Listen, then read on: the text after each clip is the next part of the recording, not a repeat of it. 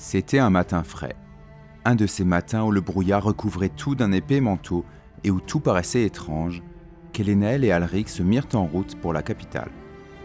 L'enfant n'avait pas encore l'endurance de son grand-père, qui malgré son âge et ses cheveux poivre et sel, était solide comme un roc. Ils avaient donc emprunté le chariot de Dunal, leur voisin, et Hélénelle profitait de son siège un peu surélevé pour regarder tranquillement le paysage qui défilait lentement. Dans le grincement régulier des roues, il observait avec intérêt toutes les nouvelles choses qui s'offraient à ses yeux. Le premier soir, ils avaient dormi dans le véhicule, puis ils avaient ensuite quitté les contreforts de la montagne où le garçon avait passé son enfance. Il faisait maintenant plus chaud, et aux sapins avaient succédé des forêts plus feuillues et plus vertes. 2 jours plus tard, celle-ci avait à leur tour laissé la place à une plaine infinie recouverte par endroits de champs qui s'étendaient à perte de vue. Dès que le vent se levait, les blés dansaient, semblables aux vagues d'une grande mer de la couleur de l'or. Ce spectacle magnifique apaisait Hélénaël et éloignait son esprit de l'angoisse de l'épreuve qui l'attendait.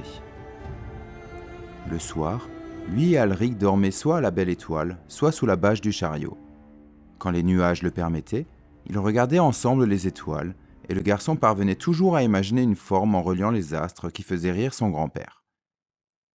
C'est vers le milieu du 6e jour qu'ils arrivèrent en vue d'Alnaët, la capitale du royaume d'Alné-Atis. Ce matin-là, Hélénaël avait aperçu un écureuil qui s'était aventuré sur la route, quelques mètres à peine devant eux, avec une insolence rare. Hélénaël avait trouvé cela étrange et amusant, lorsque tout à coup, avec un cri perçant, un épervier avait fondu du ciel pour s'abattre sur le petit rongeur. Celui-ci, imperturbable, avait relevé la tête pour regarder le rapace, et soudain, il s'était enflammé. Il n'y avait pas d'autre façon de décrire ce qui s'était passé. Sans aucun signe avant-coureur, l'écureuil avait juste pris feu. L'oiseau, voyant cela, avait essayé d'éviter comme il le pouvait le danger. Il avait réussi tant bien que mal à redresser son vol.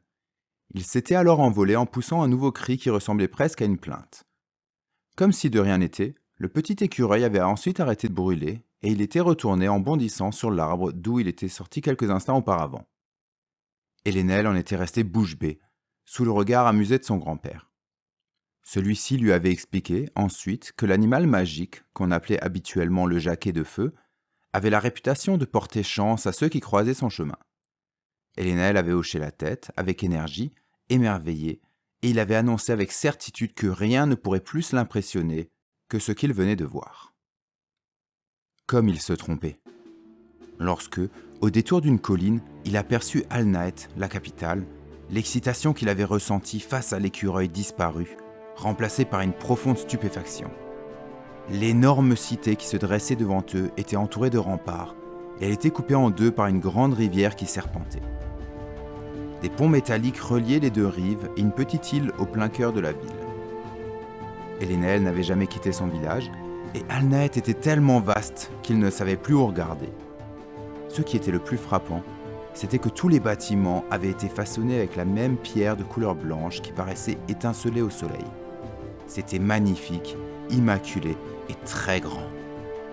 La seule exception à cette règle était une haute tour verte qui s'élevait vers le ciel et dont la base se trouvait sur l'île, non loin d'un palais majestueux. Alric, voyant l'émoi de son petit-fils, lui expliqua que le château était la demeure du roi et de sa famille. La tour, construite dans une sorte de matériau brillant semblable à de la jade, était le quartier général des mages. C'était aussi leur destination. Hélénelle resta longtemps sans voix alors qu'ils se rapprochaient lentement. 1 heure plus tard environ, ils entrèrent à pied dans la cité par une grande porte dans le rempart, après avoir laissé leur chariot dans un enclos surveillé à l'extérieur des murs. Des gardes, tous habillés de la même armure rouge, les regardèrent passer avec vigilance, mais sans les arrêter. Une fois de plus, Hélénelle fut frappée par la beauté de la ville. Si de loin celle-ci paraissait blanche et uniforme, une fois qu'on se trouvait à l'intérieur, on y découvrait un mélange de couleurs, de sons et d'odeurs. Les habitants semblaient rivaliser d'idées pour agrémenter la capitale de toutes les nuances possibles. Les vêtements qu'ils portaient, les étoffes suspendues aux étals et aux façades, tout accrochait les yeux. Les cris des marchands pour vanter les mérites de leurs produits ou pour s'apostropher se mêlaient aux discussions des passants dans une symphonie urbaine stridente et pourtant plaisante. De nombreux fruits, épices et nourritures de tout genre remplissaient l'air d'odeurs étranges et exotiques. Elénaël observait tout cela, impressionné. Et Alric, qui était déjà venu, lui montrait de la main ce qu'il voyait en lui expliquant ce que c'était. Le quartier de la Porte Nord est là où les commerçants se regroupent. Surtout ceux qui vendent des provisions et des habits. Plus nous irons vers le cœur de la ville, plus ce sera calme. Il en fut ainsi que son grand-père avait dit, et bientôt ils pénétrèrent dans des secteurs plus résidentiels. Les quelques habitants qu'ils croisaient, tous richement vêtus, ne leur accordaient aucune attention. Les maisons le long de la rue devenaient plus imposantes et plus belles, plus ils se rapprochaient de la rivière. Ils arrivèrent finalement devant un pont qu'ils empruntèrent, et Elénaël put enfin observer le château de plus près. Au milieu d'arbres centenaires, celui-ci était massif, et sa façade blanche était décorée de statues et de bas-reliefs. Il arborait fièrement le blason de la famille royale, une vague entourée d'un soleil, tous les deux de la couleur de l'or, sur une étoffe d'un rouge profond. Non loin derrière le palais, Elénaël apercevait également leur destination, et, peut-être le lieu où il allait passer les prochaines années de sa vie, la Tour des Mages. Celle-ci était grande, monumentale même, et sa vue remplit le garçon d'un respect nouveau pour les sorciers qu'il avait érigés et qui y vivaient. Bâti dans un matériau vert et brillant, on aurait dit qu'il s'agissait d'un amas de pierres précieuses dressées vers le ciel. Dans la blancheur éclatante de la ville, la Tour des Mages était un bijou à la beauté surnaturelle, et l'architecture de l'édifice défiait toute logique. Alric expliqua à son petit-fils qu'elle avait été construite des années auparavant par des enchanteurs disposant de l'affinité de la terre et du cristal. Quand ils se rapprochèrent, ils remarquèrent l'agitation qui régnait dans un coin du parc.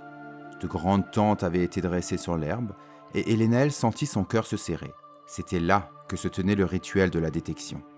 Chaque enfant d'Alnéatis, au moment où il avait environ 9 ans, se rendait à la capitale pour y participer.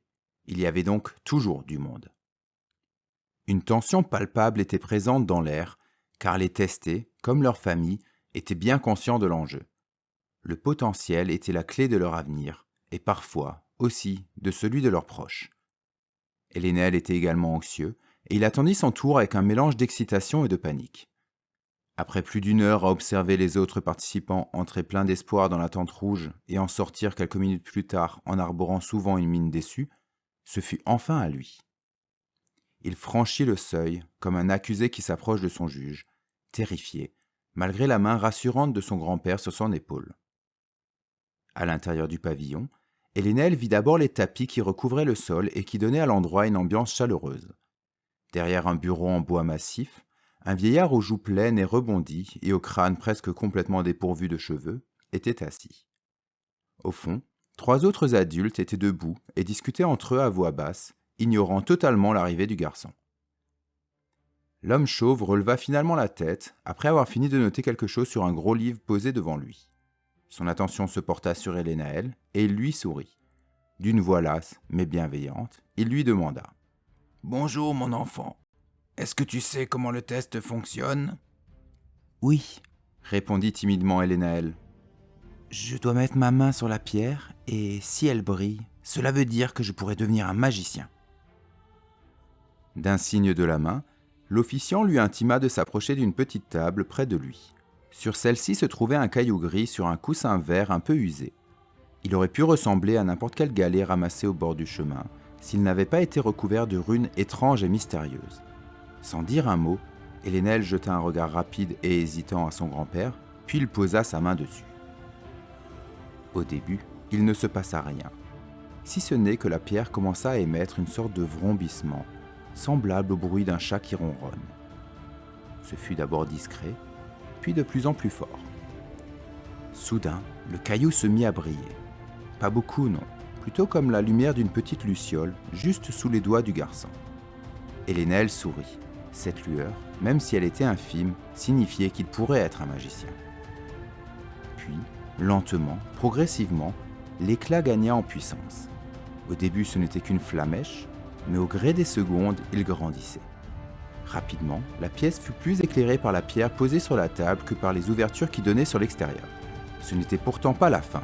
Chaque instant qui passait, la lumière devenait plus forte et plus puissante. Toutes les personnes qui entouraient Elénaël devaient maintenant plisser les yeux pour regarder le caillou, car il brillait si fort qu'on aurait dit qu'il avait été remplacé par un minuscule soleil. C'était aveuglant. Ce n'est que lorsqu'un craquement sinistre se fit entendre que tout cessa, laissant tous les spectateurs sans voix. Le silence était total. La pierre, au centre, était brisée en deux. Il s'agissait là d'une chose qui n'était jamais arrivée depuis que la tour des mages avait été construite. Le choc était tel qu'on avait l'impression que chacun retenait son souffle.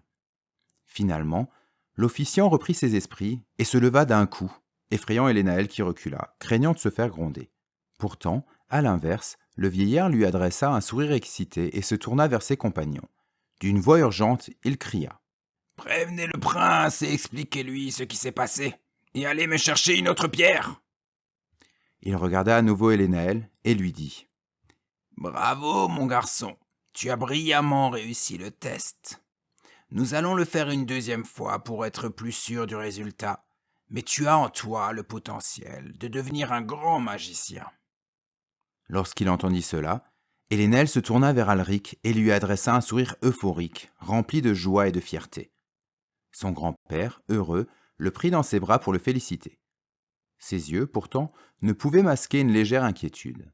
Qu'allait-il advenir de son petit-fils, à présent qu'il avait fait preuve de son don exceptionnel ? Aurait-il mieux valu qu'il l'emmène ailleurs pour le protéger, ou qu'il reste isolé dans les montagnes ?